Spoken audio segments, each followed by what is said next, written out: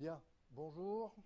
Je continue maintenant la suite des deux premiers cours. Je vous rappelle que le premier, c'était sur l'algèbre et l'analyse sensorielle, donc ce n'était pas vraiment de la mécanique.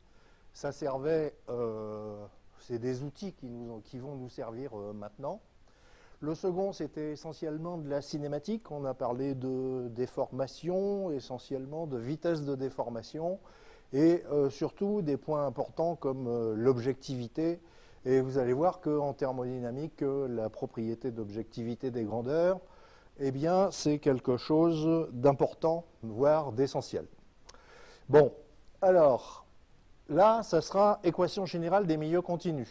Milieu continu, donc entendez que tout ce qui va être écrit sera valable pour les solides déformables ou pour les fluides, liquides ou gaz. Hein.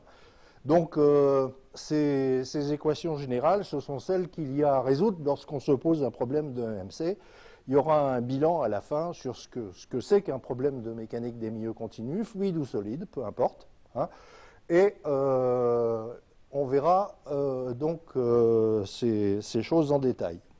Alors, le programme de cette série de cours, c'est d'abord un certain nombre de concepts fondamentaux qu'il est utile de préciser parce que, notamment, les différents types de domaines, c'est, on va dire, la première cause d'incompréhension entre les spécialistes de mécanique des fluides et les spécialistes de mécanique des solides.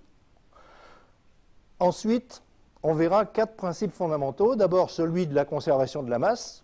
Là, vous apprendrez peu de choses, mais l'exposé de la méthode pour exploiter le principe de la conservation de la masse est pédagogique.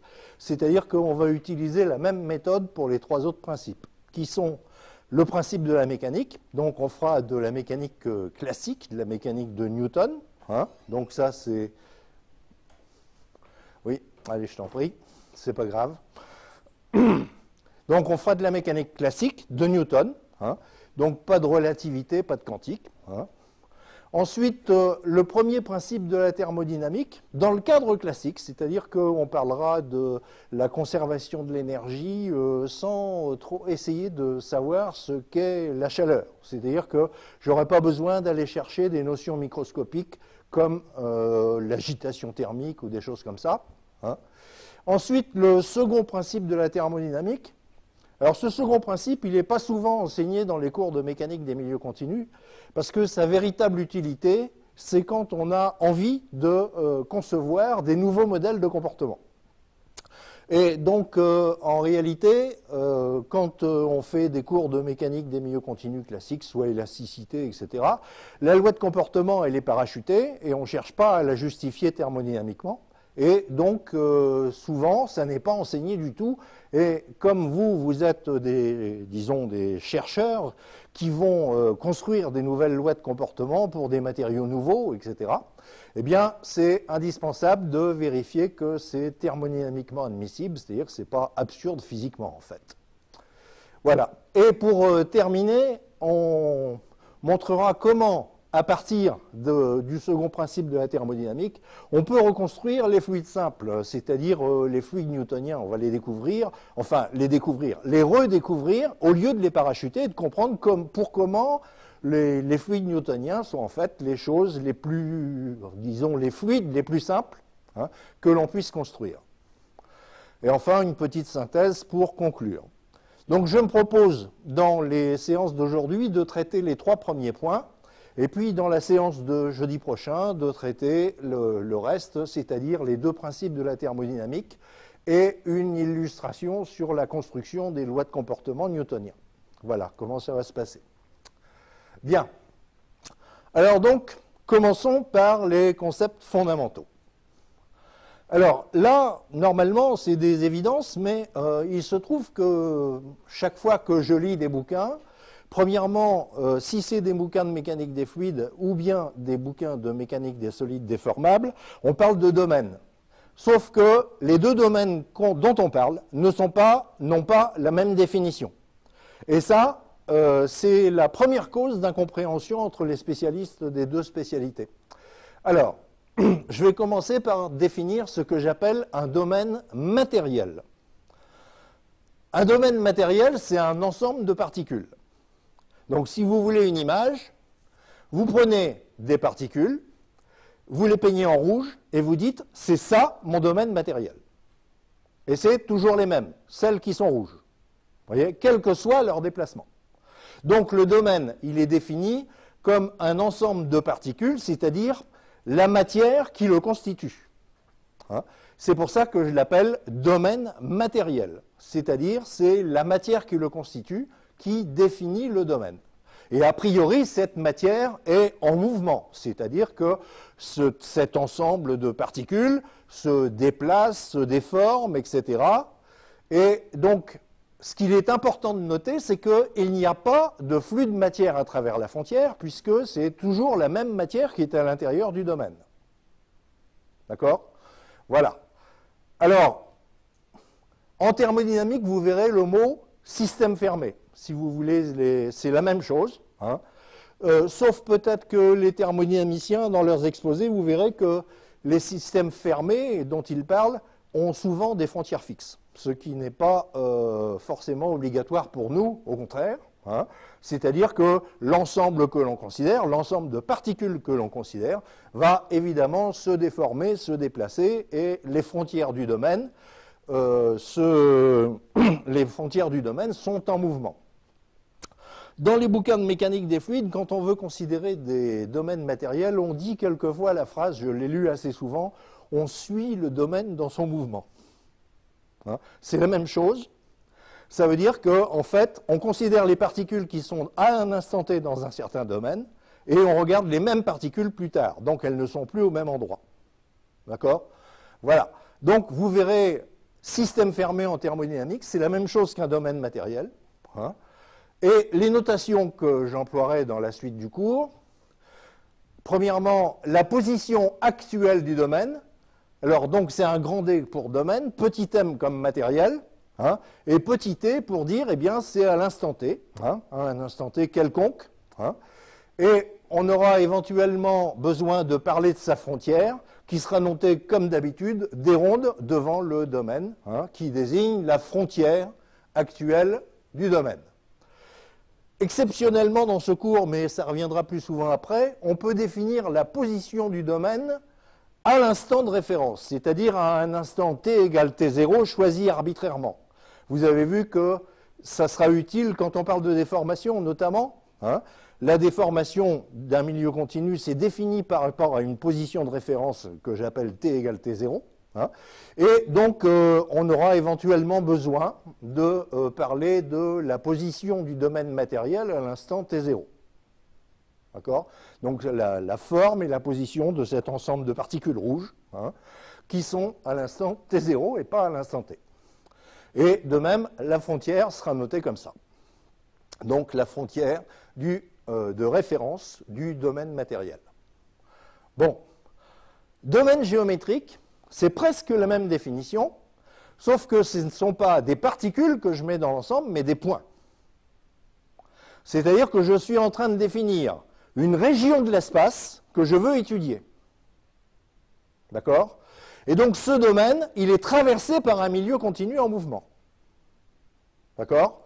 Si vous voulez une illustration, en mécanique des fluides, par exemple, vous dites « je veux étudier l'intérieur d'une conduite ». Vous voyez?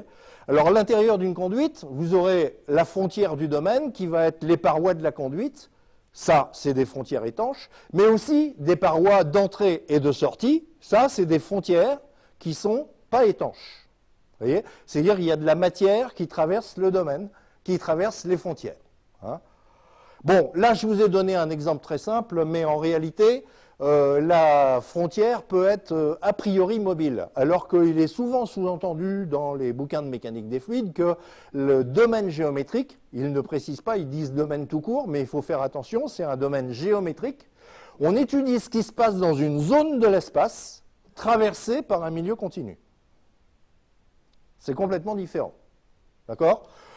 Alors, ils le supposent souvent fixe, mais en fait, ce n'est pas raisonnable. Hein, c'est-à-dire que rien que si vous considérez par exemple l'intérieur d'une conduite, bon, très bien, vous êtes un observateur, vous voyez l'intérieur de la conduite qui ne bouge pas. Sauf que si vous changez d'observateur, vous le voyez bouger. voyez? C'est-à-dire qu'a priori, je ne poserai pas que la vitesse des frontières est égale à 0. Hein. Il y a même des cas où c'est impossible. Au lieu de considérer l'intérieur d'une conduite, je vais considérer par exemple l'intérieur d'une pompe ou d'une turbomachine en général. Hein. Vous avez la section d'entrée, la section de sortie et les parois. D'accord? Et dans les parois, vous avez deux sortes de parois. Vous avez les parois fixes de la machine et les parois mobiles, les aubages de la machine qui tournent. Vous voyez? Et là, il est rigoureusement impossible de trouver un observateur pour lequel toutes les frontières sont fixes. Vous voyez? Donc, moi, je ne poserai pas a priori que la vitesse des frontières d'un domaine géométrique est fixe. On verra bien au cas par cas s'il faut mettre 0 ou pas 0. D'accord? Donc, de la matière traverse les frontières. C'est fondamentalement différent du domaine précédent où il n'y avait pas de matière qui traversait les frontières. D'accord? Bien. En thermodynamique, ça s'appelle un système ouvert. Hein, avec les mêmes restrictions sur la mobilité des frontières. C'est-à-dire que moi, je ne dirais pas que les frontières sont fixes, alors que quand vous lisez des bouquins de thermo, c'est souvent des frontières fixes. Bon. Alors, vous entendrez aussi ce vocabulaire en mécanique des fluides, c'est volume de contrôle. Voilà. Alors, il y a des gens qui écrivent ça à la place de domaine géométrique. Hein. Donc, j'ai choisi des noms domaine matériel défini par la matière qu'il constitue, hein. Domaine géométrique défini par la zone de l'espace qui le constitue. C'est des points, ce n'est pas des particules. D'accord? Alors, ces distinctions sont essentielles, parce que quand vous lisez des livres, la plupart du temps, on vous parle de domaine, sans préciser de quel type de domaine il s'agit, et ça empêche toute compréhension. Donc nous, on va jongler avec les deux. Alors, les notations, bon, pour le domaine géométrique, vous voyez, à la place du petit m, j'ai mis un petit g. Ça, c'est la position actuelle du domaine géométrique. Donc, j'ai mis actuel ici parce que, a priori, les frontières sont mobiles, donc peut-être qu'on le voit bouger, mais le mouvement du domaine n'a rien à voir avec le mouvement des particules qu'il traverse. D'accord? Et la frontière actuelle, donc, sera notée, comme d'habitude, avec un déronde devant pour parler de la frontière du domaine géométrique. Voilà, pour les notations. Hein. Et la distinction entre ces deux-là est vraiment essentielle, parce que sinon, on ne comprend rien aux bilans qui sont écrits. D'accord? Bien. Alors, donc en mécaflux, il est souvent sous-entendu que la frontière est fixe, hein, c'est ce que je disais tout à l'heure pour l'observateur utilisé, mais il suffit rien que de changer l'observateur. Hein. Par exemple, regardez votre intérieur de conduite vu d'un manège qui tourne, hein, pour voir que le domaine que vous étudiez n'est pas fixe, pour vous, hein, pour l'observateur. Bien, et puis j'ai cité le cas des aubages, où vous avez des frontières qui sont en mouvement par rapport aux autres, hein, et là, il est clair qu'il n'y a aucun observateur qui peut dire que les frontières sont fixes. Voilà. Deuxième notion que je voudrais développer, qui n'est pas toujours clairement définie non plus, c'est l'extensivité de certaines grandeurs physiques. Donc l'extensivité, c'est la propriété de certaines grandeurs physiques, pas toutes. Hein. Alors, pour définir ça, on va considérer un domaine. Alors là, pour le coup, je n'ai pas besoin de savoir si c'est un domaine matériel ou géométrique. Hein. On va considérer un domaine. Et on va considérer une partition de ce domaine. Hein. Alors je rappelle ce que c'est qu'une partition, c'est-à-dire que le domaine, c'est l'union de toutes ces parties, de toutes les parties de la partition, et l'intersection de chacune des parties est l'ensemble vide, hein, pour i différentes j, bien sûr. Voilà, bon, donc une partition, hein, et on va considérer une grandeur extensive. Alors, n'importe quelle grandeur pour l'instant, on va dire c'est une grandeur générique. Hein, chaque fois que dans ce cours j'utiliserai la lettre psi, hein, eh bien, ça veut dire une grandeur physique. Hein. On en verra quelques exemples. On dit qu'elle est extensive si la valeur de cette grandeur physique pour le domaine D est égale à la somme de cette grandeur physique pour chacune des parties. D'accord? Bon, donc en fait, c'est la propriété d'une grandeur extensive. Il y a des grandeurs extensives qui le sont, d'autres qui ne le sont pas, comme on va le voir. Et là, ce que je veux donner surtout, c'est un théorème. Alors ce théorème, il n'est pas démontré dans le cours parce que en fait c'est un théorème qui demande de faire de l'analyse de la théorie de la mesure. Hein. Donc Radon, Nicodim, Lebesgue, j'ai mis les trois noms, il y en a qui mettent les trois, il y en a qui mettent Radon tout court, ou bien Nicodim tout court, ou bien Radon, Nicodim. Bon, alors j'ai mis tout. Hein. Donc si une grandeur est extensive, alors il existe une densité volumique que je note psi V, hein, avec un V comme volumique, hein, tel que le psi, la valeur de psi pour le domaine D, c'est une intégrale de psi V dV. D'accord? Bon, alors je ne démontre pas ce théorème, mais on peut en avoir un peu une idée. Vous avez qu'à imaginer une partition du domaine D avec un nombre de parties de plus en plus grand, c'est-à-dire des parties de plus en plus petites, hein, et vous finissez à la limite, mais ce que je fais, ce n'est pas un raisonnement mathématique, hein, mais vous finissez à la limite à définir un psi volumique, c'est-à-dire un psi par mètre cube. Hein, c'est définissable à cause de l'extensivité. C'est-à-dire que si ça n'est pas extensif, on ne peut pas définir une densité volumique. D'accord ? Voilà. Alors donc, psi V est appelé densité volumique de psi. Donc l'unité, c'est des psi par mètre cube. D'accord? Bon, alors quelques exemples. Bon, des grandeurs extensives, pour commencer, eh bien, vous avez le volume.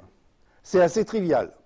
Vous savez bien que, regardez la définition du dessus, le volume d'un domaine D, c'est la somme du volume de toutes les parties. D'accord? Bon, et la densité volumique du volume, c'est quoi? Hein? Comment? Ah. C'est 1? Hein? C'est le nombre de mètres cubes par unité de volume. Hein? C'est 1. D'accord? Bon, donc ça, c'est plutôt trivial comme exemple. Mais on va parler de la masse maintenant. Hein? La masse, c'est aussi une grandeur extensive. Hein, parce qu'effectivement, la définition, c'est que si je partitionne un domaine, la masse du domaine, c'est la somme des masses de ses parties. D'accord? Donc, à cause du théorème de Radon-Nicodim, je peux définir une masse volumique, c'est-à-dire une densité volumique de masse. D'accord? Et la masse volumique, vous en avez déjà tous parlé, mais en fait, ce n'était pas si intuitif que ça. Hein, de pouvoir dire qu'on peut parler de masse volumique, hein, dans un milieu continu. Donc un champ qui s'appelle masse volumique. Alors que psi, c'est la masse de tout le domaine, c'est défini pour le domaine, hein, et dans ce domaine, on peut définir un champ qui s'appelle masse volumique. D'accord? Bien. Après, bon, là, j'anticipe un peu, parce qu'a priori, je n'ai pas encore fait la partie mécanique, mais vous savez quand même ce que c'est que l'énergie cinétique. Hein. Et donc vous savez que si vous avez un système composé de plusieurs parties, hein, que l'énergie cinétique du système, c'est la somme des énergies cinétiques des parties. D'accord? Bien. Par exemple, l'énergie cinétique d'un ensemble de 3 points matériels, hein, c'est la somme des 3 énergies cinétiques. Vous voyez? Bon. La quantité de mouvement aussi. Je rappelle, la quantité de mouvement, c'est quoi? C'est un produit ρ Vg. Hein. Bon, bah c'est pareil, c'est la somme de toutes les quantités de mouvement de toutes les parties. On vous l'a montré au moins en mécanique générale, lorsque les parties sont seulement des points matériels, nous on l'a aussi en mécanique des milieux continus, c'est-à-dire qu'on peut définir une quantité de mouvement par unité de volume, hein, dans un milieu continu, à cause du théorème de Radon-Nicodim-Lebesgue. Bon, des grandeurs non extensives, est-ce que vous en trouvez une? La température, voilà. La température, c'est clair que si vous additionnez des températures sur les différentes parties du modèle, ça ne dit rien sur la température du total. D'accord? On ne peut pas dire que la température, c'est la somme des températures. D'accord? Vous en avez d'autres, vous avez la pression. On ne peut pas dire que la pression dans un domaine et puis la pression dans l'autre partie, eh bien la pression totale, ce sera la somme des pressions, c'est faux. D'accord? Donc ça, c'est des grandeurs qui ne sont pas extensives. D'accord? Vous avez la déformation. Donc ça, vous savez ce que c'est. Hein? Si vous avez une partie qui n'est pas déformée et puis une partie qui est déformée, vous additionnez les deux et ça ne vous donne pas la déformation de l'ensemble, ça n'a aucun sens. Vous voyez? Bon, donc vous voyez, l'extensivité, on distingue donc parmi les grandeurs physiques qu'on va traiter, hein, celles qui sont extensives, pour lesquelles on peut définir une densité volumique, un champ densité volumique à l'intérieur du domaine, et celles qui ne sont pas extensives, pour lesquelles on ne peut pas définir de densité volumique. D'accord? Bon. Encore une petite remarque de vocabulaire. Quand je discute avec des thermodynamiciens, moi j'ai envie de dire qu'une grandeur extensive, qui n'est pas extensive, pardon, c'est une grandeur intensive. Il paraît que pour certains thermodynamiciens, pas pour tous, l'intensivité, c'est encore autre chose. Alors donc, bon, comme je n'aurais pas besoin d'intensivité, de toute façon, hein, je dirais que la grandeur, elle est extensive ou non extensive, c'est tout. Hein. Voilà. Alors, en application de ces grandeurs extensives, on va écrire des formules pour calculer la dérivée par rapport au temps de la grandeur extensive d'un domaine. D'accord? Bien. Alors je rappelle une formule que j'ai déjà citée dans le cours d'analyse ou le cours de cinématique, je ne sais plus. C'est la dérivée par rapport au temps d'une intégrale, hein, avec des bords variables. Attention. Hein. Bon, alors donc, la dérivée de l'intégrale de psi v dvt, donc ça c'est la dérivée par rapport au temps de psi, hein, eh bien, c'est composé de deux termes. Parce que la dérivée par rapport au temps de cette intégrale, elle est due à deux choses. Premièrement, le champ psi varie avec le temps. Hein, donc ça, c'est décrit par la première intégrale de volume, somme sur dt de la dérivée partielle par rapport au temps de la grandeur psi. Je ne sais pas ce que c'est psi, hein, donc pour l'instant, on va rester général. Et le deuxième terme que vous avez là, avec un VF. VF, c'est la vitesse de la frontière. Scalaire n, c'est la normale extérieure à la frontière. Ça, c'est la variation de l'intégrale due au fait que les bornes d'intégration, c'est-à-dire la frontière, bougent. D'accord? Bon, alors ça, je vous demande si vous n'êtes pas convaincu par cette formule, on la trouve dans tous les bouquins, de toute façon. Hein, et j'en ai donné une démonstration rigoureuse, plus rigoureuse que le petit schéma qu'on donne dans tous les bouquins avec le domaine AT et le domaine AT plus DT. Hein, dans les cours précédents, je pense en cinématique, je crois, j'ai démontré cette formule. Bien, donc en tout cas, je vais l'utiliser. Bien. Alors, considérons une grandeur extensive, ça veut dire donc que le champ densité volumique existe. Hein. Alors, pour un domaine matériel, quelle est la dérivée par rapport au temps de la grandeur psi pour un domaine matériel? D'accord? Bien. Alors, pour un domaine matériel, quelle est la vitesse de la frontière? Bien, la vitesse de la frontière, c'est évidemment la vitesse des particules qui s'y trouvent.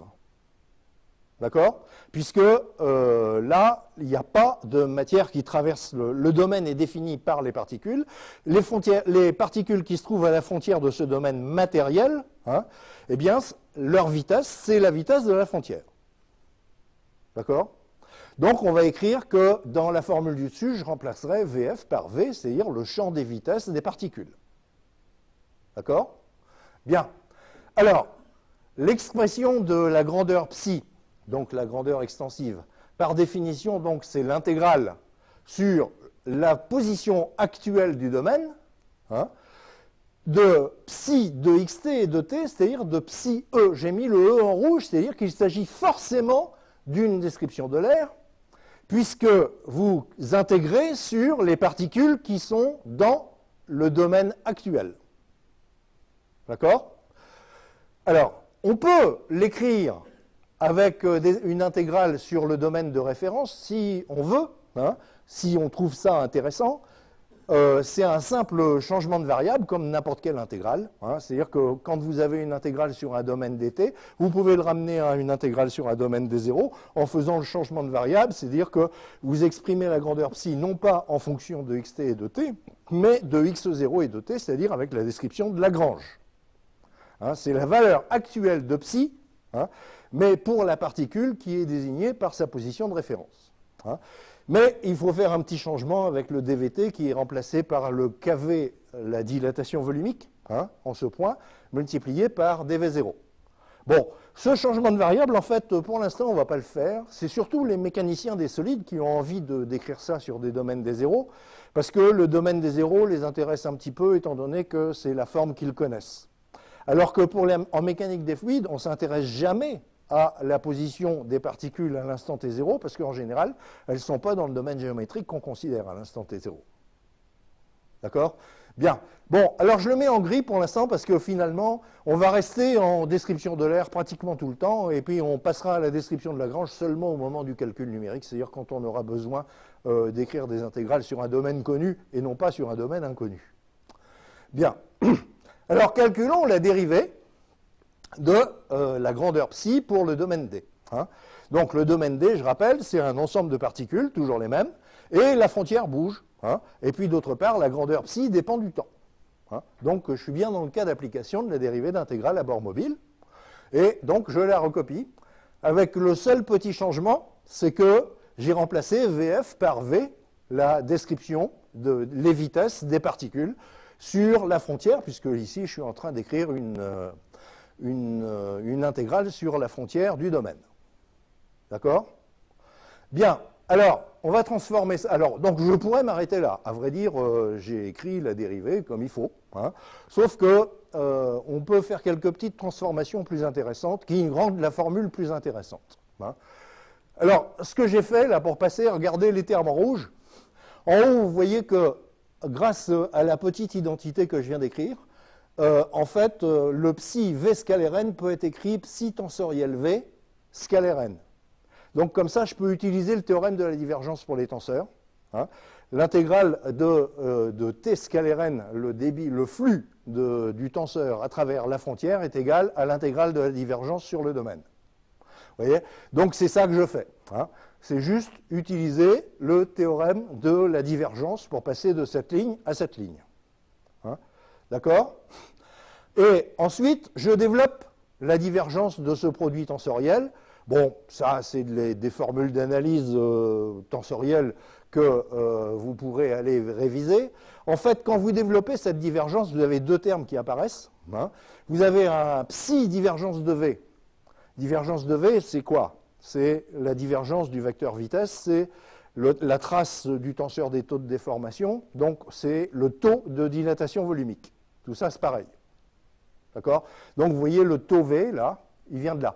Et puis, le terme complémentaire, bon, il faut faire le calcul, hein, développer la divergence, soit avec des indices, soit vous regardez les formules que je vous ai données en analyse. Il va vous rester un V scalaire grade V, scalaire grade de psi, hein, qui, combiné avec la dérivée partielle, donne précisément la dérivée particulière de la fonction psi.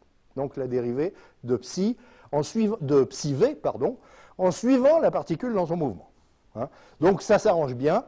Et donc, en fait, la formule, moi, je la préfère écrite comme ça. Hein, c'est-à-dire qu'on voit que c'est, en fait, la dérivée par rapport au temps, c'est l'intégrale de la dérivée particulière, plus un terme complémentaire qui est la dilatation volumique, hein, le taux de dilatation volumique, hein, multiplié par psi v.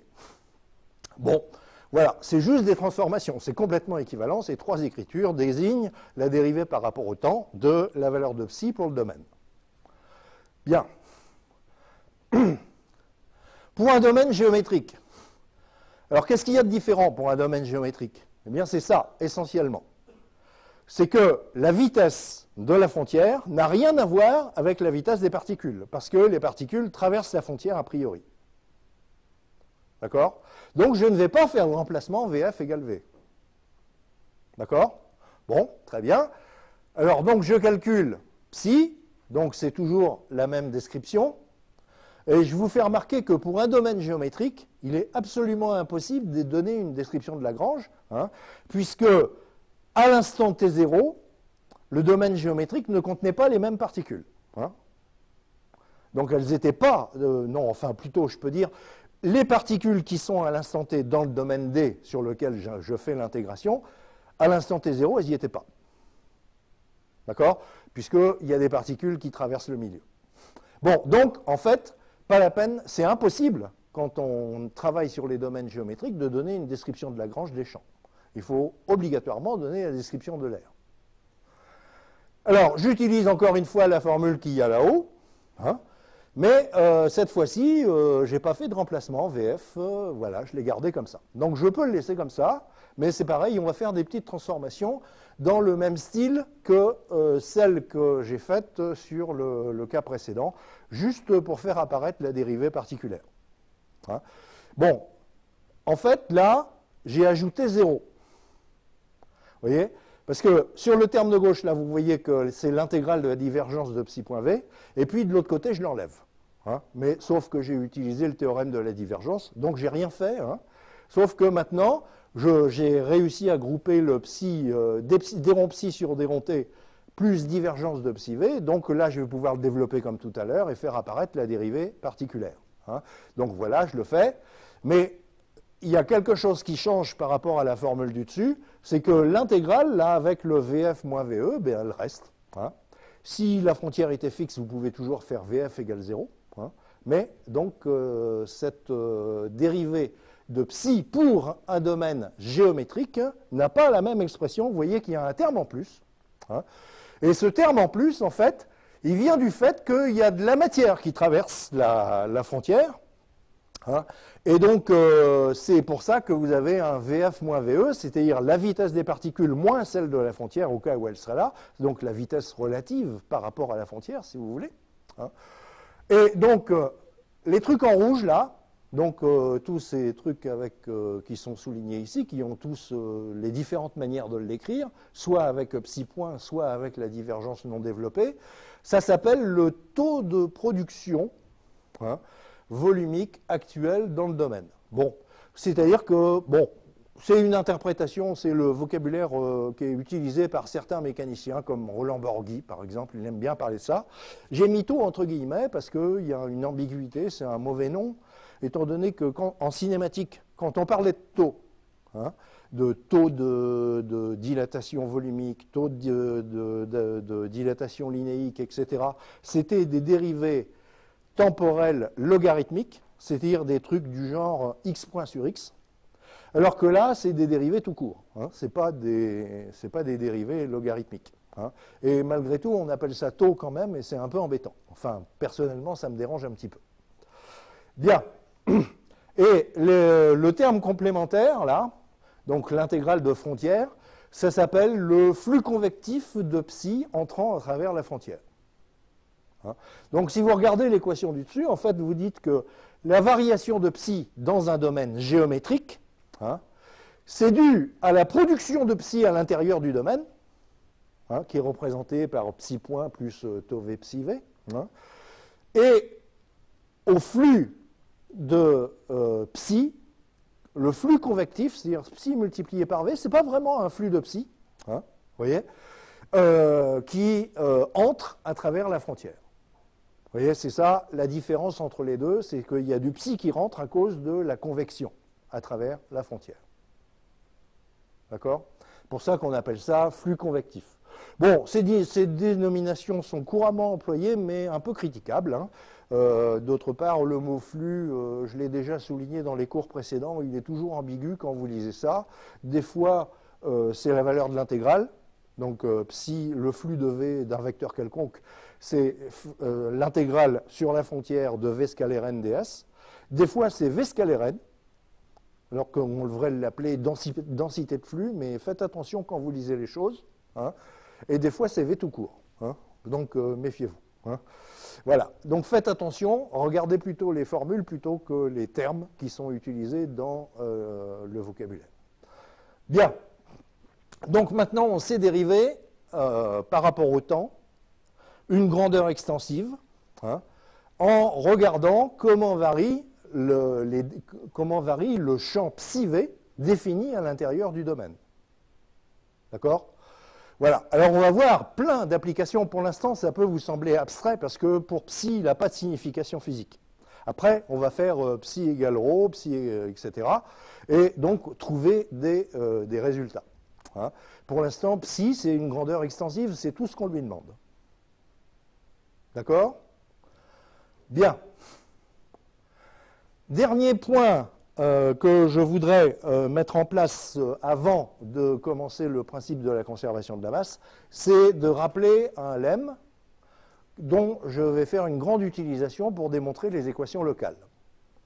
Alors, prenez un champ psi v défini dans tout l'espace. D'accord? Bien. Donc, dans l'espace E3, celui qu'on vit. Hein. Et donc, le théorème dit la chose suivante.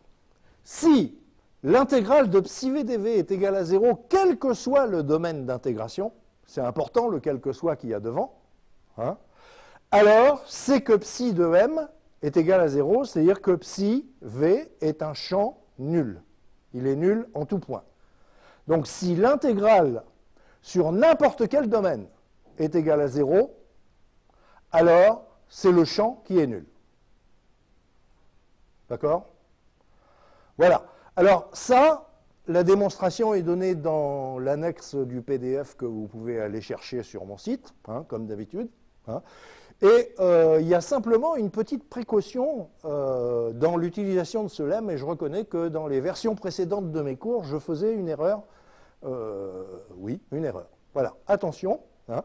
Ce théorème n'est applicable que si la définition de psi ne dépend pas du domaine D. C'est-à-dire que psi est défini indépendamment du domaine D, hein, et non pas, et si psi dépend du domaine D, à ce moment-là, le théorème n'est pas applicable rigoureusement.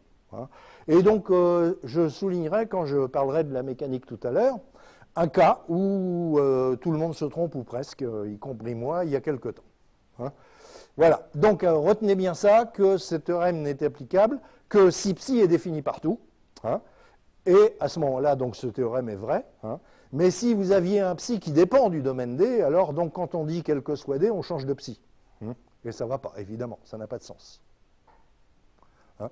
Bien, voilà. Bon, alors ces concepts fondamentaux étant posés, eh bien, on va pouvoir parler d'abord du premier principe, celui de la conservation de la masse. Conservation de la masse, bon, c'est la masse se conserve. C'est Lavoisier disait rien ne se perd, rien ne se crée. Hein. Bon, mais tout ça, c'est des phrases un peu floues. Hein. Et donc, nous, on va exprimer ce principe sur un domaine matériel de manière rigoureuse. Donc, la démarche que je vais utiliser ici va être pédagogique. Vous n'allez pas apprendre grand-chose. Vous connaissez l'équation de la conservation de la masse, forcément, vous avez entendu parler de ça. Hein. Et seulement, la démarche est intéressante parce que je vais prendre la même démarche pour tous les autres principes. Voilà. Bien. Alors, donc, je considère un domaine matériel, hein, donc constitué par un ensemble de particules. Hein. Voilà. Alors, donc, la masse, c'est une mesure de la quantité de matière. C'est-à-dire que si vous avez un domaine matériel, la masse de ce domaine mesure en fait la quantité de matière qu'il y a à l'intérieur de ce domaine. En physique classique, la masse, c'est une grandeur scalaire. Alors, je souligne classique. Hein. Donc, la masse dans la relativité, c'est encore une grandeur scalaire. Hein. En revanche, elle n'est pas objective. Donc, en physique, en relativité, elle n'est pas objective. Vous changez l'observateur, vous changez de masse. Hein. Alors que là, pour nous, en physique classique, la masse, c'est la même pour tous les observateurs. Donc, c'est en ce sens qu'elle est objective. Je change d'observateur. La masse du domaine rouge, c'est toujours la même, d'un observateur à l'autre. D'accord? Et extensive. Ça, c'est évident, on en a parlé tout à l'heure, c'est-à-dire que la masse d'un domaine, c'est la somme des masses de ses parties. Bon. Eh bien, la masse actuelle d'un domaine matériel, c'est donc, puisque c'est extensif, hein, ça peut s'écrire comme l'intégrale sur la position actuelle du domaine matériel de ρ dv, où ρ, c'est la masse volumique. J'aurais dû le noter mv comme psi v, mais bon, c'est une notation tellement consacrée par tout le monde d'appeler la masse volumique ρ. Hein, mais ne perdez pas de vue que c'est en fait une densité volumique de masse. Hein, mais bon, je mets ρ comme tout le monde. Voilà. Et donc, description de l'air ici, puisque j'intègre sur le domaine actuel, hein, c'est-à-dire sur les particules qui s'y trouvent actuellement. Bien. Alors on peut l'écrire avec le changement de variable que j'ai indiqué tout à l'heure, c'est-à-dire que si vous décrivez la masse volumique par la description de Lagrange, c'est-à-dire la masse volumique actuelle, hein, pas donc c'est la masse volumique de la particule désignée par x0, mais à l'instant t, hein, bon, eh bien, ça s'écrit comme ça, avec le KVL qui vient corriger la différence entre les dV. Hein. Bien. Alors, donc, ρ, c'est la masse volumique, donc c'est une densité volumique de masse qu'on devrait noter mv, comme je le disais tout à l'heure. Hein. Et le principe de la conservation de la masse, le voilà, le principe, qu'est-ce qu'il dit? Eh bien, il dit que la dérivée par rapport au temps de la masse d'un domaine matériel est égale à 0. Vous prenez un domaine matériel, les particules rouges, hein, la masse de ce domaine matériel ne change pas au cours du temps. C'est ça le principe de la conservation de la masse. Pour un domaine matériel, il n'y a pas de fuite. Hein. C'est toujours les mêmes particules dont on parle. Voilà le principe de la conservation de la masse. D'accord? Alors maintenant qu'on sait dériver des intégrales, eh bien on va décliner ce principe. D'accord? Alors je reprends donc 0 égale d sur dt de la masse, c'est la définition que je viens de donner tout à l'heure, hein, que je peux transformer en allant chercher la dérivée des intégrales à domaine variable, c'est les formules que je viens d'écrire, hein, exactement, sauf que vous faites psi égale m et psi v égale ρ, c'est tout. Hein, c'est juste une recopie des formules que j'avais dans la diapo précédente. D'accord ?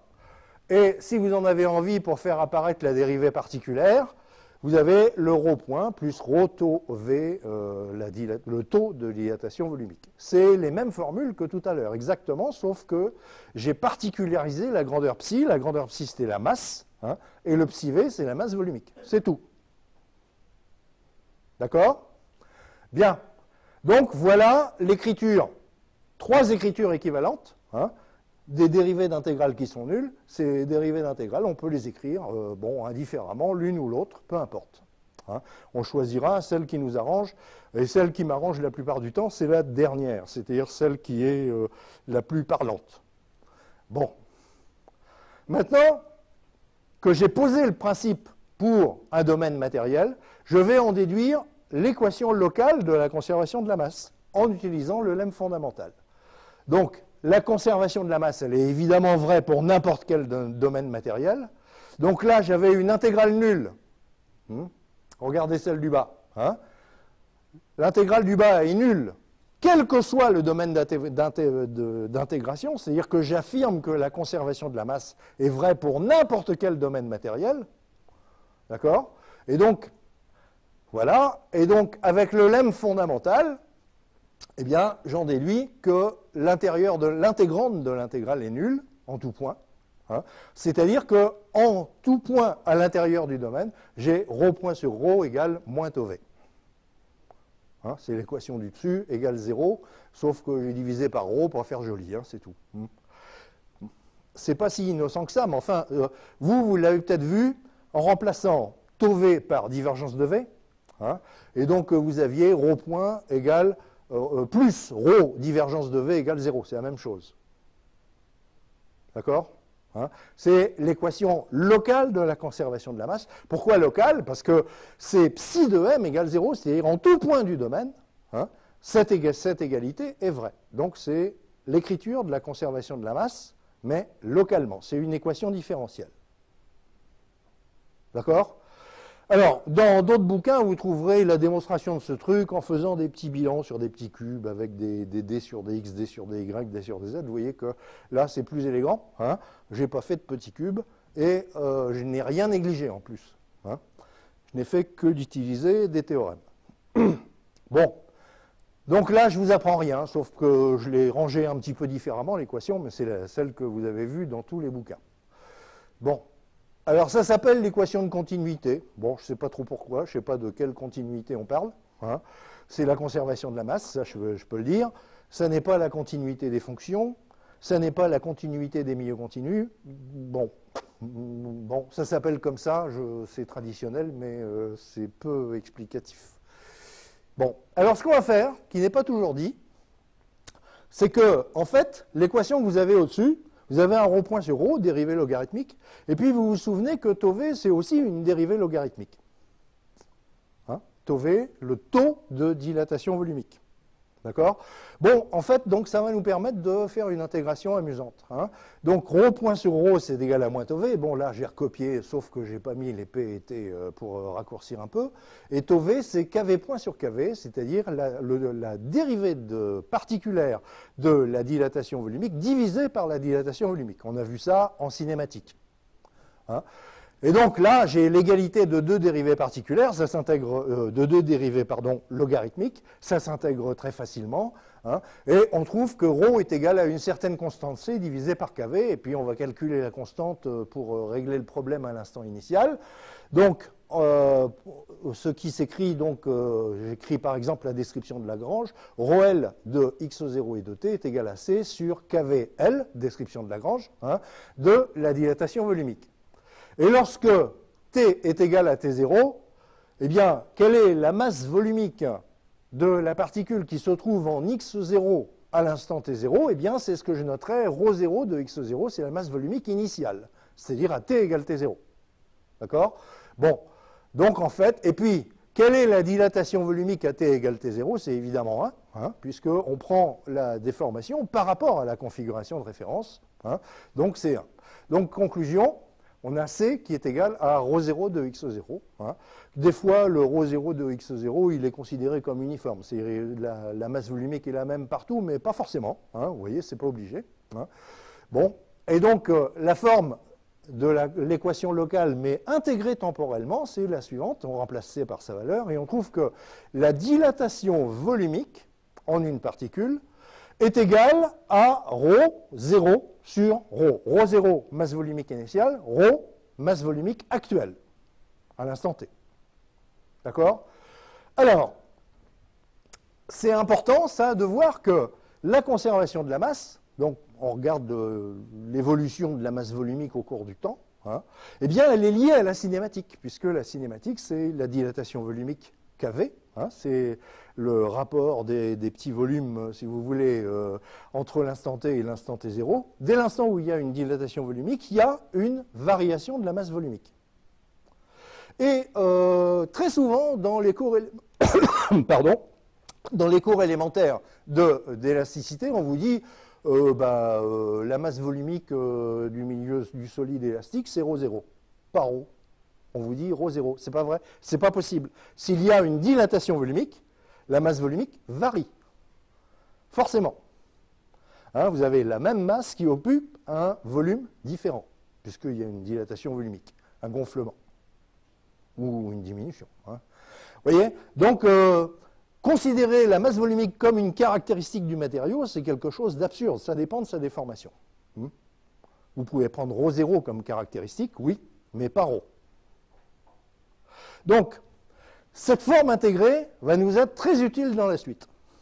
Parce qu'on va écrire d'autres équations, la mécanique, la thermodynamique, etc., où il y a ρ qui intervient. Si on veut tenir compte de la conservation de la masse, et on doit, puisque c'est un principe qu'on est obligé de respecter, eh bien en fait, ρ va se trouver éliminé des équations et remplacé par une variable cinématique qui est kV, la dilatation volumique. Hein, il suffit de remplacer ρ par ρ0 sur kV. Hein, et à ce moment-là, donc ρ0, ça c'est une constante, c'est la valeur initiale. Hein, et kV, c'est la dilatation volumique actuelle. Voyez, donc vous devrez faire ce remplacement dans les équations pour ne plus voir les ρ. D'accord? Bien. Donc, une phrase importante, donc la conservation de la masse implique une relation entre la masse volumique actuelle et la dilatation volumique actuelle. Hein? D'accord? C'est-à-dire que la masse volumique actuelle, ce n'est pas une caractéristique du matériau, ça dépend de la dilatation volumique. C'est ce que j'ai essayé de vous expliquer. Voilà, donc c'est tout ce que je dirais sur l'équation locale. En mécanique des fluides, en général, on ne retient que la première formule, cette déduite ρ point sur ρ égale moins tau v, ou écrit avec les divergences de v, etc., peu importe. Hein. Parce qu'on ne s'intéresse pas à une configuration de référence à t égale t0. Hein. En revanche, en mécanique des solides, cette forme-là est intéressante parce qu'on a intégré l'équation, c'est-à-dire on a fait disparaître le champ ρ à calculer, il n'y a qu'à mettre kV, et kV c'est une déformation. Enfin, une partie de la déformation. D'accord? Bien. Bon. Donc, dans une déformation de solide, la masse volumique évolue, contrairement à ce qu'on dit dans tous les cours d'élasticité élémentaire. Hein? Voilà. Alors, maintenant, vous voyez la démarche, je vais toujours prendre la même. J'ai posé le principe, j'ai postulé le principe pour un domaine matériel. J'ai dit la masse d'un domaine matériel ne varie pas avec le temps, c'est toujours la même. D'accord? J'en ai déduit une équation locale. Hein, et à partir de cette équation locale, eh bien, je vais regarder ce qui se passe pour un domaine géométrique. C'est-à-dire comment on peut écrire la conservation de la masse pour tout un domaine géométrique dans lequel il y a des fuites. Hein, puisque, je vous rappelle, il y a de la matière qui traverse les frontières. Alors donc, bon, voilà. Donc, je rappelle encore une fois le théorème de dérivée d'intégrale, c'est le même que tout à l'heure. Hein. Et donc, pour psi égale m et pour psi v égale ρ, donc je peux remplacer ce terme-là, donc je fais psi égale m et puis psi v égale ρ, hein, donc voilà, c'est le remplacement. Donc ça, c'est la dérivée de la masse, la dérivée par rapport au temps de la masse qu'il y a dans le domaine géométrique, d'accord? Elle est égale à ce terme-là, bon c'est pareil, je fais les mêmes remplacements, donc ρ point plus tau v ρ, hein, sur le domaine D, et puis le dernier terme qui est là, donc en faisant les remplacements, mais pas avec VF égale VE, c'est un domaine géométrique, la vitesse de la frontière et la vitesse des particules n'ont rien à voir. D'accord? Bien. Alors, l'équation de continuité, c'est-à-dire l'équation de conservation de la masse locale que j'ai écrite tout à l'heure, m'entraîne que le terme rouge, là, dans l'intégrale de volume que vous avez là, il vaut 0. Ça, c'est l'équation de la conservation de la masse. D'accord? Bon, donc je l'enlève. Hein. Donc, finalement, je trouve que la dérivée de la masse d'un domaine géométrique, hein, c'est égal à cette intégrale-là. Et cette intégrale-là, pour ceux qui ont déjà touché un peu la mécanique des fluides, vous la reconnaissez, c'est-à-dire que c'est le débit massique, hein, parce que vous avez un ρ, hein, le débit massique, ρV, hein, le débit de ρV, à travers la frontière. Bon, c'est quelque chose d'assez évident. D'ailleurs, dans certains bouquins de mécanique des fluides, vous verrez, on pose ça comme principe plutôt que l'autre. C'est-à-dire, au lieu de dire que la masse d'un domaine matériel ne varie pas, on dit la masse d'un domaine géométrique varie, et cette variation, elle est due au flux de matière qui traverse la frontière. Flux de masse, quoi, qui traverse la frontière. C'est logique aussi. Hein. Donc, on retombe sur nos pattes. C'est-à-dire que vous trouverez dans les bouquins, pour établir la conservation de la masse, soit de postuler que on a l'équation locale, puisque si on a interprété l'équation locale comme étant un taux de production de masse, à ce moment-là, on dit qu'il n'y a pas de production de masse à l'intérieur du milieu continu. D'accord? Ou bien on pose le principe en disant la masse d'un domaine matériel ne varie pas au cours du temps. Ou bien on dit la masse d'un domaine géométrique, elle varie au cours du temps, mais cette variation, elle est due au flux de masse qui traverse la frontière. Vous voyez, tout ça, c'est pareil. Hein. Sauf que nous, ce qui nous intéressera plus, en fait, c'est l'équation locale, puisque c'est celle-là qu'on va utiliser pour faire la résolution de problèmes. Les écritures globales, elles permettent de trouver des résultats globaux, mais souvent sans connaître les détails sur les champs, donc ça ne nous servira pas à grand-chose. J'ai écrit ça uniquement pour retomber sur ce qui est écrit dans n'importe quel bouquin de mécaflux. Bien. Donc la masse d'un domaine géométrique, contrairement au domaine matériel, elle varie avec le temps. Hein, et sa dérivée temporelle, donc, c'est le débit massique qui traverse la frontière. D'accord? Voilà. Alors, donc, cette démarche est modèle. J'utiliserai la même démarche. Je pose le principe sur un domaine matériel, parce que ça me semble la manière la plus intuitive de poser les principes. On écrira des équations locales, on en déduira, avec le lemme fondamental. D'accord? Et puis, une fois qu'on a l'équation locale, on écrit le truc sur un domaine géométrique, on fait les bilans, et puis on verra comment ça se présente. D'accord? C'est toujours comme ça. Hein?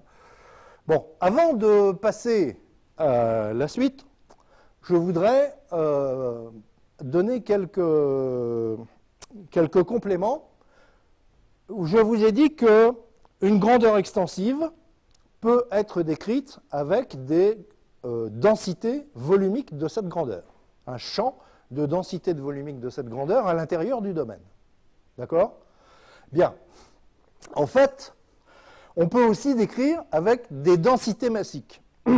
Et c'est intéressant de le faire comme ça, vous allez voir pourquoi. C'est parce que ça simplifie les formules. Là, j'avais des formules un peu compliquées tout à l'heure pour calculer la dérivée d'une grandeur extensive sur un domaine, hein, la dérivée par rapport au temps. Eh bien, vous allez voir que si j'utilise des densités massiques au lieu d'utiliser des densités volumiques, eh bien, ça me simplifie un peu les formules. Bon, et donc, on ne va pas s'en priver dans la suite. D'une manière générale, pour la plupart des grandeurs, je préférerais donner des densités massiques plutôt que des densités volumiques. Bon, on va voir pourquoi. Prenons psi, une grandeur extensive. Bon, rappel, donc on peut définir psi v, c'est la définition. Hein. Bon, alors donc, on va appeler la densité massique d'une grandeur extensive, c'est le psi v divisé par ρ. Hein, d'accord? Donc cette fois-ci, psi m, c'est une densité par kilo, et non plus par mètre cube. D'accord? Donc j'appelle ça la densité massique, donc des psi par kilo. Alors, les relations, bon, bah, elles sont évidentes. Si je décris la valeur de psi pour le domaine D avec une intégration sur les densités volumiques, ça s'écrit comme ça. C'est ce que j'ai donné tout à l'heure sur la définition. Mais en fait, en utilisant la relation qu'il y a au-dessus, ça peut s'écrire ρ psi m dv, hein, et donc le ρ dv, c'est dm. D'accord? Donc en fait, on change de mesure dans le calcul de l'intégrale, ou bien on prend la mesure avec un dv, c'est-à-dire donc on prend comme mesure d'un domaine un volume, mais on peut prendre la masse. Hein. Donc, il n'y a rien de changé, on peut faire ça, vous avez l'habitude de ce genre de transformation. Hein. Bon, mais ce qui est intéressant, c'est quand on regarde les dérivées. Alors, dérivées temporelles, cette fois-ci, donc je vais calculer des dérivées temporelles de la grandeur psi, mais en utilisant des intégrales de masse et pas des intégrales de volume. C'est-à-dire en utilisant des densités massiques et non pas des densités volumiques pour décrire le champ psi à l'intérieur du domaine. Bon. Et en même temps, je vais tenir compte de la conservation de la masse, puisque je viens de dire que la masse se conserve. Donc ça va être intéressant, vous allez voir. Pour un domaine matériel d'abord. Bon, alors donc, je peux écrire la dérivée par rapport au temps de la grandeur psi pour le domaine matériel. Hein. C'est la dérivée de l'intégrale de masse, hein, que j'ai écrite ici de psi m dm. D'accord? Ça, c'est la description de psi avec des densités massiques. Et j'ai une intégrale de masse. D'accord? Bon, là, je vais mettre des petits points, parce que vous verrez le détail dans le polycopier, mais je peux raconter l'histoire. Intégrale de masse, je ne sais pas les dériver. En revanche, je sais dériver les intégrales de volume. D'accord? Donc, on va remplacer le dm par ρdv, le psi m par etc. Et donc, vous allez dériver une intégrale de volume, comme vous avez l'habitude de faire avec la formule que j'ai donnée. Hein. Et en tenant compte de la conservation de la masse locale que j'ai écrite, c'est-à-dire avec le psi point, etc., hein, eh bien, vous allez obtenir ce résultat-là, c'est-à-dire que c'est l'intégrale sur le domaine matériel à l'instant t de psi point m. Et seulement ça. Vous voyez? C'est-à-dire que ça se simplifie. Alors bon, il faut faire le calcul, il faut aller revoir le détail du calcul. Et en fait, on raconte cette histoire en disant que pour les intégrales de masse, le d sur dt, si vous voulez, il peut traverser l'intégrale. C'est tout. Hein, c'est aussi simple que ça. Mais avec des intégrales de masse, hein, et des descriptions de psi en densité massique, pas en densité volumique. Alors bon, il faut détailler ce petit calcul, mais comme les formules sont beaucoup plus simples comme ça, eh bien je préférerais les utiliser plus tard. Hein, pour calculer la dérivée d'une grandeur sur un domaine matériel, j'ai seulement à calculer l'intégrale de la dérivée particulière. Hein. Donc ça, c'est intéressant, et ça me permet de calculer plus vite et de simplifier beaucoup de démonstrations dans la suite. c'est plus commode de traiter des grandeurs en intégrale de masse, en densité massique. Pour un domaine géométrique, ben, on fait le même problème, hein, et on trouve qu'il y a toujours ce terme complémentaire, hein, qui est dû au flux de masse qui traverse la frontière, hein, mais c'est la même formule, sauf que vous complétez par la masse qui traverse la frontière. Hein. C'est le même calcul exactement. Hein. Donc si vous ne me croyez pas, là j'ai mis des petits points, c'est vrai, je ne voulais pas remplir des pages de formules, mais le tout est détaillé dans le polycopier de manière très, très soigneuse. Voilà. Donc en fait, c'est intéressant de décrire les champs à l'intérieur d'un domaine par des densités massiques plutôt que par des densités volumiques, hein, parce que les dérivées par rapport au temps de ces intégrales sont un peu plus simples à écrire, c'est tout. Bien. Donc, pour me résumer, je vais faire un petit bilan de ce qu'on a dit sur la conservation de la masse. Donc la masse est une grandeur scalaire, extensive. J'ai utilisé les densités de masse, hein, volumique ou massique, enfin densité massique de masse, c'est pareil, c'est 1, hein, évidemment. Et objective, c'est-à-dire la même pour tous les observateurs, ça c'est important, ça nous servira plus tard, et qui mesure la quantité de matière. C'est ça la définition de la masse. Hein. Le principe, on a dit que la masse d'un domaine matériel est invariante dans le temps. C'est-à-dire on a dit sa dérivée par rapport au temps est égale à 0. L'équation locale, c'est celle que j'ai écrite, ρ point sur ρ égale moins tau v, que vous voyez écrite éventuellement avec, vous remplacez tau v par divergence eulérienne de la vitesse, etc. Bon, c'est, voilà. Et on sait l'intégrer, et ça c'est surtout utile en mécanique des solides déformables, où la masse volumique à T0 est une constante, hein, et donc c'est intéressant de la faire apparaître. En mécanique des fluides, cette équation locale intégrée n'a aucun intérêt, puisque en mécanique des fluides, on ne s'intéresse pas à ce qui se passe à t égale t0, on regarde toujours ce qui se passe à l'instant t dans notre domaine géométrique. Bien.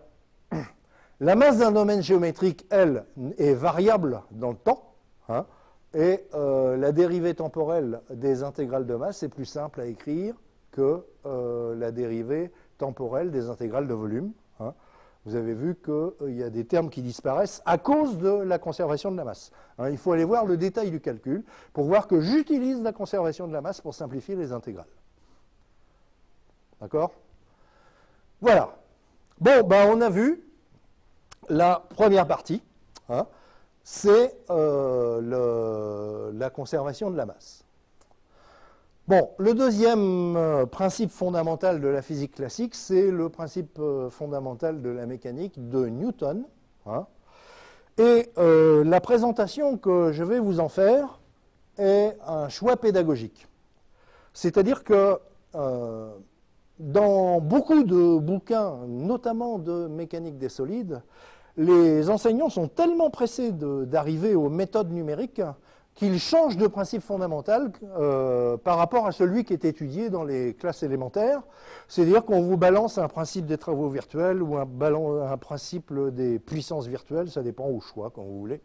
On en reparlera quand même, hein, mais ces choses qui sont présentées comme des principes, hein, pour aller très vite aux méthodes numériques, bien moins, elles vont apparaître comme des théorèmes, pas comme des principes. Hein.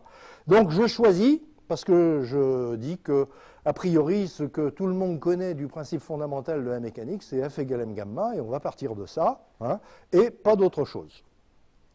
Bien. Alors, rappel de mécanique newtonienne. Là, je ne vais pas démontrer tout, mais je vais quand même mettre les idées en place, parce qu'il apparaît que quelquefois c'est nécessaire.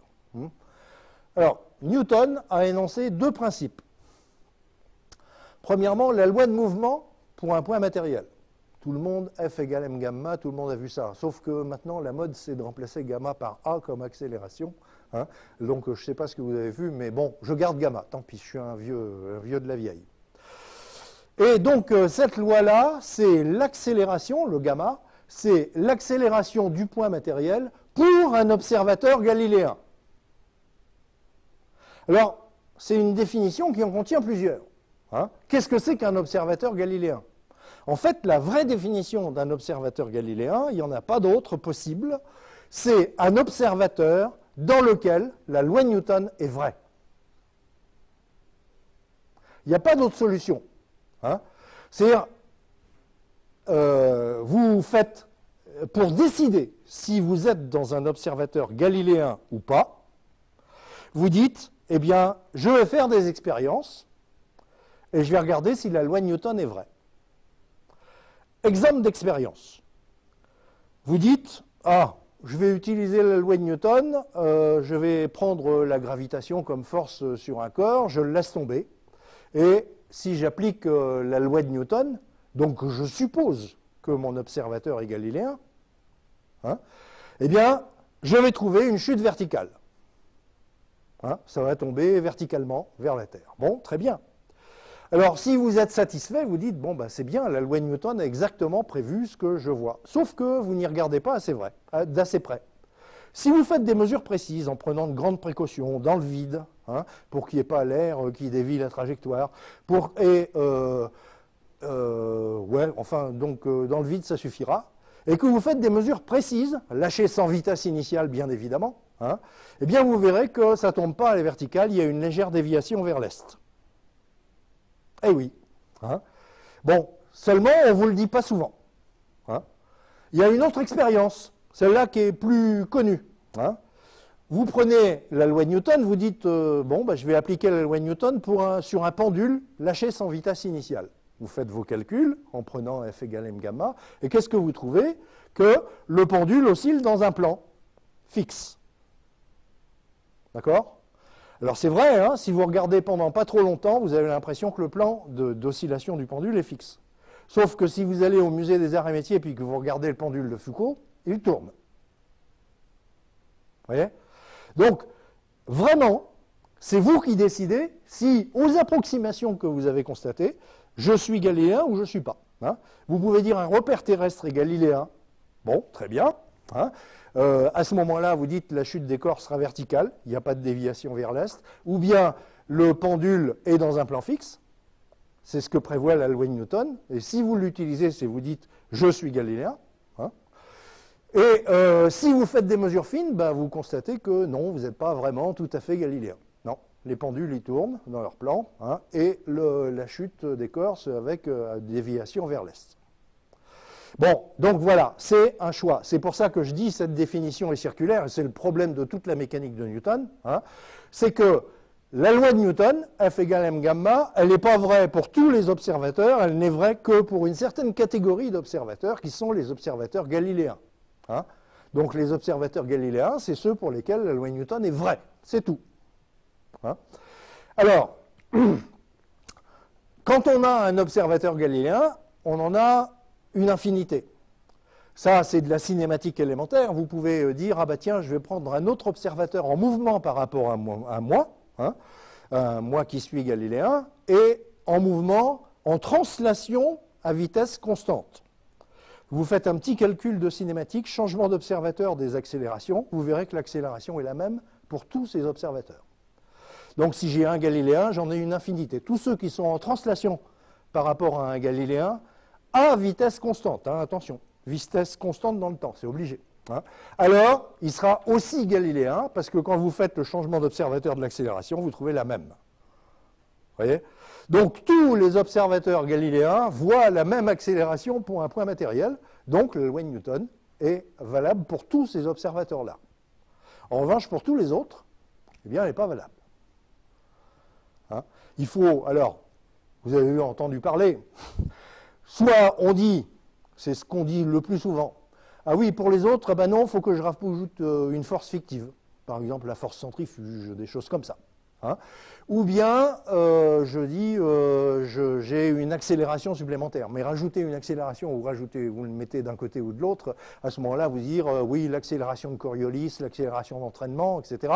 Hein. C'est une question de le dire, ah, j'ai des accélérations supplémentaires parce que si je les écris à droite, ou bien j'ai des forces supplémentaires si je les écris à gauche. Les forces supplémentaires, c'est des forces fictives, centrifuges, etc.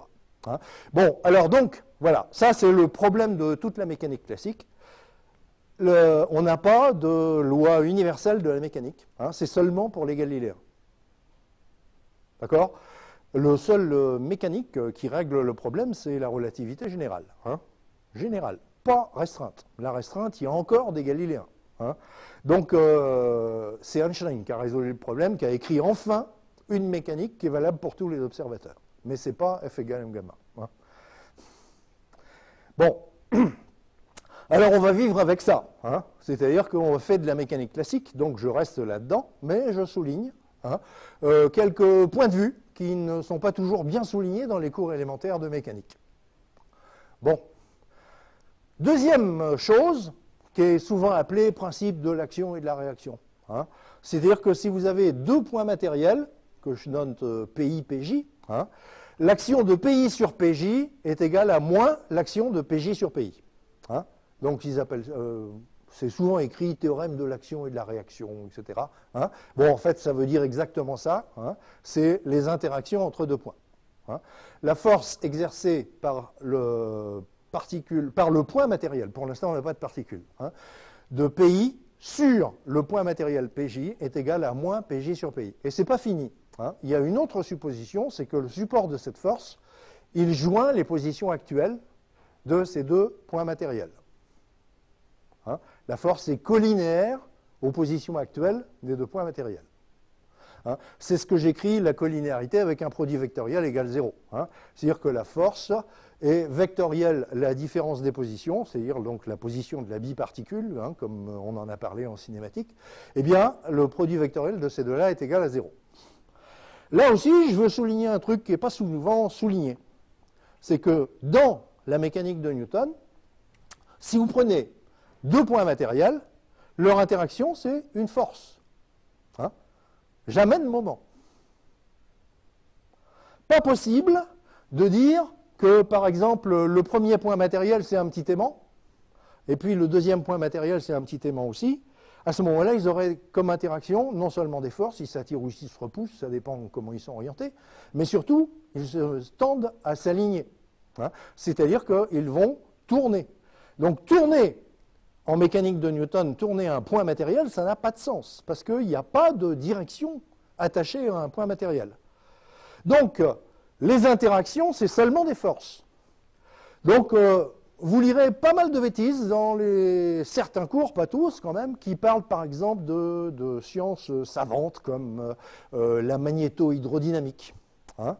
Eh bien, en fait, on dit souvent des bêtises parce qu'on a oublié cette hypothèse qui empêche que les interactions entre deux particules, cette fois-ci d'un milieu continu, hein, eh bien, ça ne peut pas être autre chose que des forces. Il ne peut pas y avoir de moment. Hein. Donc ça aussi, puisque je suis en train de faire un rappel de mécanique, je souligne ces petits points qu'il faut garder en tête, hein, quand on fait de la mécanique des milieux continus un peu plus évoluée. Hein. Bon, en plus, dans les interactions de Newton, on ne dit rien d'autre que ce qui est écrit dans l'encadré, hein, c'est-à-dire que le sens, l'intensité de la force et même la nature de la force ne sont pas précisés. Hein. Ça peut être des forces d'attraction ou de répulsion. Attraction genre gravité, par exemple. Répulsion genre électrostatique. Pas magnétisme, mais électrostatique. C'est-à-dire deux particules chargées qui sont de même polarité. Hein. Elles se repoussent. Bon, donc en fait, on ne sait pas quelle est la nature du phénomène qui exerce ces forces. Hein. Ça peut même être aussi des forces de contact, c'est-à-dire les deux points matériels qui s'entrechoquent. Vous voyez? Donc ça, on n'en a pas besoin. C'est-à-dire que tous les théorèmes généraux qu'on démontre en mécanique générale, eh bien, ne dépendent que ces deux hypothèses, sans préciser la nature des interactions. D'accord? Voilà. Alors, bon, donc je ne vais pas refaire un cours de mécanique générale, c'est-à-dire que je vais énoncer les théorèmes qu'on trouve dans tous les cours de mécanique générale. Hein. Donc, conséquence de ces deux principes, et seulement ces deux principes. Hein. Les trois théorèmes généraux qui s'exercent sur des systèmes matériels, c'est-à-dire ça n'est plus sur des points matériels, mais c'est sur des ensembles de points matériels. Hein. Voilà, alors les trois théorèmes généraux, ils sont bien connus. Hein. C'est le théorème de la résultante dynamique, Alors donc là, je ne fais pas la démonstration, mais ce n'est pas très difficile à faire. Si vous voulez, vous prenez un ensemble fini de points matériels, vous faites les bilans des forces. Dans les forces qui s'exercent sur chaque particule, sur chaque point matériel, excusez-moi, hein, sur chaque point matériel, eh bien vous allez distinguer celles qui sont des interactions entre des points matériels à l'intérieur du système, et puis celles qui sont d'origine extérieure. Hein. Donc voilà, donc ce qu'on appelle la résultante des forces extérieures, c'est ce que j'ai noté R indice extre, c'est la somme de toutes les forces exercées par l'extérieur du système que j'ai défini, hein, sur le système. Et puis le R dynamique, c'est la somme des M gamma, vous verrez, c'est le principe classique, la somme des M gamma sur le système matériel. Hein. Donc la somme des forces extérieures est égale à la somme des M gamma en ayant défini un système matériel. Voilà, ça c'est le premier théorème, dit de la résultante dynamique, qu'on énonce dans tous les cours élémentaires de mécanique, non seulement qu'on énonce, mais qu'on démontre, hein, à partir des deux principes qu'on a là. Ensuite, le théorème du moment, c'est un peu le même, sauf que, au lieu de calculer les résultantes, on calcule les moments en un point O quelconque. Hein, vous en choisissez un, celui que vous voulez. Nous, on prendra l'origine de l'observateur, ça nous simplifiera les écritures. Hein. Donc, le moment de toutes les forces extérieures, le moment en eau de toutes les forces extérieures est égal au moment en eau de toutes les quantités d'accélération, c'est-à-dire des M gamma. Voilà. Donc, ces deux théorèmes-là sont des théorèmes simples. Le troisième, qui s'appelle le théorème de la puissance cinétique, il dit la chose suivante. C'est toujours démontré à partir des deux principes que vous avez là, c'est que la dérivée par rapport au temps de l'énergie cinétique est égale à la puissance des efforts extérieurs plus la puissance des efforts intérieurs. Voilà. Donc ça, il y a un petit peu plus de travail pour le démontrer, mais à peine, si vous voulez vous en faire une idée, vous prenez un système matériel avec deux points matériels, ça suffira. Hein, juste pour vous convaincre que on voit apparaître la puissance des efforts intérieurs, c'est-à-dire en fait la vitesse relative avec l'interaction qui se passe, c'est donc le produit scalaire V multiplié par l'interaction, vitesse relative, hein, d'un point par rapport à l'autre. Et puis la puissance des efforts extérieurs, eh bien c'est la vitesse du point matériel multipliée par les forces extérieures, quoi. Donc scalaire, les forces extérieures. Voilà.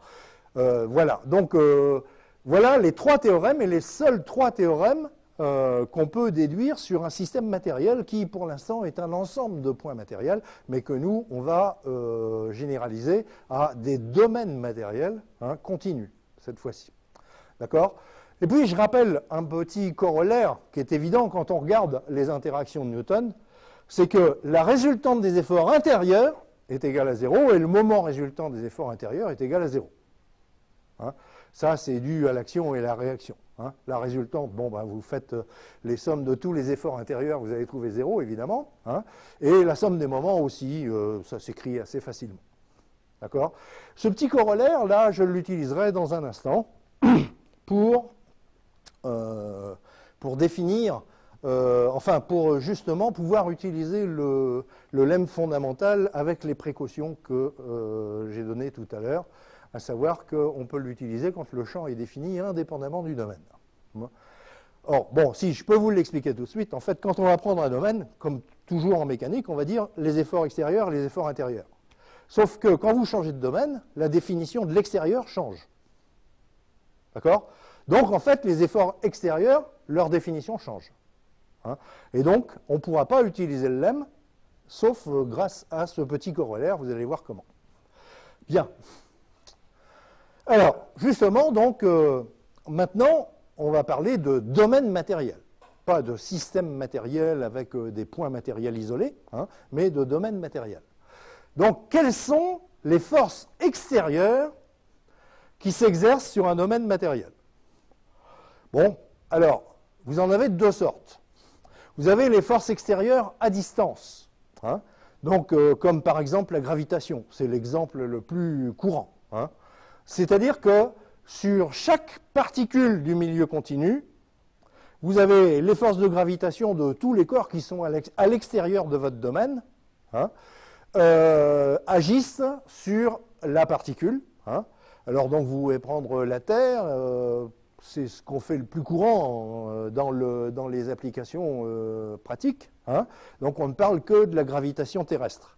Mais en réalité, si vous voulez modéliser des choses un peu plus malignes, comme par exemple les marées, il ne faut pas se contenter des forces de gravitation terrestre, mais il faut prendre aussi la Lune et le Soleil, parce que sinon vous ne verrez jamais de marée.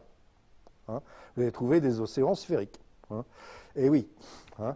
Bon. Et comme la Lune et le Soleil bougent par rapport à la Terre, il y a des marées. C'est-à-dire le point le plus haut, il bouge, bon, etc. Je ne veux pas rentrer là-dedans. Mais donc, les forces extérieures à distance. Bon, essentiellement, ce sera la gravitation, ou éventuellement, si votre milieu est baigné dans un champ électrique, et que les particules sont chargées, à ce moment-là, vous avez aussi des forces à distance qui sont l'action du champ électrique sur les particules chargées. Bon, c'est déjà plus rare, mais ce n'est pas interdit. Donc, je range ça dans action à distance, c'est-à-dire l'ensemble des forces que tout l'extérieur exerce sur chaque particule, hein, du domaine matériel que je considère.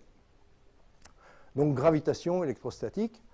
Donc elles agissent sur toutes les particules de P et on va les représenter soit par une densité volumique de force, avec extérieur pour me rappeler que la source est extérieure au domaine, hein, ou par une densité massique. C'est mieux, en fait, vous verrez, ça simplifie un peu les équations, mais bon, à peine. Hein. Mais c'est pareil, quoi. Vous avez vu, je peux représenter les forces avec des densités volumiques ou des densités massiques. Les densités massiques, en fait, par exemple, dans le champ de gravitation, bah, c'est une constante, c'est G, 9,81. Hein. C'est des mètres par seconde au carré, c'est l'accélération de la pesanteur. Vous voyez? Enfin, quand on est au voisinage de la surface de la Terre. Il ne faut pas trop s'éloigner, sinon ça change parce que le Km' sur D2, le D2, il change. Bon, bien, bon, donc, voilà, on va dire que la densité massique, c'est une vraie constante. Quand on parle que les densités volumiques sont constantes, c'est faux. Parce que quand on est dans un milieu continu, le rapport entre la densité massique et la densité volumique, c'est ρ. Hein? Et ρ, il change avec la dilatation volumique. Donc, on dit trop souvent, dans certains cours, que les forces de gravitation par unité de volume sont à un champ uniforme, par exemple, à 9,81, c'est faux, hein, strictement, puisque c'est la loi de gravitation dit que c'est l'accélération de la pesanteur, donc Km' sur D2, hein, c'est les masses qui interviennent et pas les volumes. Hein. Donc, Fm, quand vous faites un calcul avec la gravitation terrestre, vous allez prendre 9,81 et diriger vers le bas. Hein. Pour les forces volumiques, ben, ça dépend de la dilatation volumique. Si vous avez très gonflé votre domaine, eh bien, les forces volumiques ne sont pas les mêmes. Hein. Elles varient avec la dilatation volumique. Eh oui. Bon. Alors, d'accord, pour les cours élémentaires, on fait cette approximation, on dit que ρ ne varie pas beaucoup, tout ça, mais enfin, nous, on va faire des déformations qui ne sont pas petites, hein, et donc, on ne va pas négliger des choses pareilles. Bon. Donc, 9,81, non, je ne l'ai pas écrit, mais enfin, bon, vous le savez, hein, c'est des newtons par kilo ou des mètres par seconde au carré, c'est-à-dire c'est homogène à une accélération, une force par unité de masse, hein, F égale m gamma, donc vous divisez F par m et vous obtenez un gamma. Hein. Donc, c'est homogène à une accélération. Bien. Alors, la résultante des forces extérieures à distance seulement, hein, donc la résultante des forces à distance, c'est l'intégrale sur le domaine D que je suis en train d'étudier des forces de volume, ou bien je l'écris avec une intégrale de masse. Hein, c'est comme on veut. D'accord? Avec, comme d'habitude, dm égale ρ dv. Bon, voilà. Hein. Bien. Voilà la résultante des forces extérieures à distance. Hein. Et le moment, bon, alors, comme je l'ai dit tout à l'heure, on va calculer les moments en O étant n'importe quel point, on va prendre l'origine de l'observateur. Hein. Ce qui veut dire qu'en fait, le petit xt, là, qui est la position courante de la particule, hein, la position actuelle de la particule, eh bien, c'est le vecteur qu'il faut, c'est le vecteur O jusqu'à la position actuelle de la particule, c'est le vecteur position. Et donc, je fais le produit factoriel avec la force et j'obtiens le moment à l'origine de l'observateur. Hein. Voilà, donc le point rouge que je prendrai sera toujours ça. Hein. En mécanique générale, on vous embête avec des repères particuliers, etc. C'est seulement quand on fait de la mécanique des solides, on trouve les repères au centre de gravité, machin, etc. Nous, comme ça se déforme, de toute façon, ça ne présente aucun intérêt. Hein. Donc on prend n'importe quel point haut. Hein. et donc l'origine. Voilà, et vous pouvez écrire ça avec une intégrale de masse, hein, comme vous voulez, hein, c'est pareil. Hein. Bon. Et donc voilà le bilan pour les forces extérieures à distance. Maintenant, les autres actions de l'extérieur sur un domaine de milieu continu, vous avez les forces de contact, c'est-à-dire c'est des trucs qui agissent sur la frontière du domaine. Hein. La frontière du domaine, si vous étudiez un solide, ça peut être en contact avec un solide indéformable. Si vous étudiez un fluide, eh bien c'est des parois, par exemple, hein, des choses comme ça. C'est-à-dire qu'il y a des forces de contact qui s'exercent sur les frontières. Alors les forces de contact sur les frontières, on les note, elles agissent donc sur les particules de la frontière, pas sur l'intérieur. Hein, ou tout au moins indirectement, c'est-à-dire qu'on les pose comme des actions sur la frontière du domaine matériel, et donc on mettra des forces extérieures, et le petit s ici veut dire surface x, c'est des forces par unité de surface. Hein, donc champ de force surface x, c'est-à-dire des newtons par mètre carré.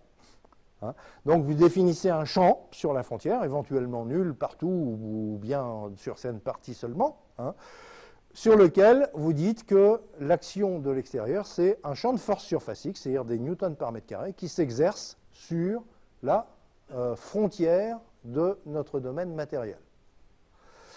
Alors la résultante, bah, c'est l'intégrale, mais cette fois-ci, attention, l'intégrale, elle porte sur la frontière, l'intégrale de toutes ces forces par unité de surface. Donc ça va me donner la résultante des forces extérieures de contact, hein. Donc c'est un peu lourd la notation, mais c'est mieux de l'écrire comme ça parce qu'au moins c'est clair. Et le moment en eau des forces extérieures de contact, eh bien c'est la même chose, hein, c'est-à-dire qu'on fait le moment en eau, c'est-à-dire xt vectoriel, la force de surface. Donc bon, voilà. Donc en fait, si je fais le bilan de toutes les forces extérieures, il y en a deux sortes. Hein, les forces à distance, les forces de contact. D'accord? On va faire l'action de tout ça. Donc en fait, la résultante des forces extérieures, celle qui apparaît dans mon premier théorème, le théorème de la résultante dynamique. Hein. La résultante des forces extérieures, c'est la somme de ces deux termes, les deux termes que vous avez en rouge ici, hein, donc la somme de deux intégrales. Hein. Une intégrale sur tout le domaine, soit de volume, soit de masse, comme vous voulez, hein, et une intégrale sur la frontière, hein, donc intégrale de surface. Hein. Donc c'est la somme de ces deux-là, c'est la résultante de toutes les forces extérieures. Et puis, pour le moment des forces extérieures, eh bien, c'est la somme des moments en rouge que j'ai souligné, hein, c'est-à-dire que c'est la somme des moments des forces extérieures à distance plus la somme des moments en eau des forces extérieures de contact. Vous additionnez tout ça et vous avez le moment extérieur en eau. D'accord? Bon, je vais faire un break avant de définir les contraintes.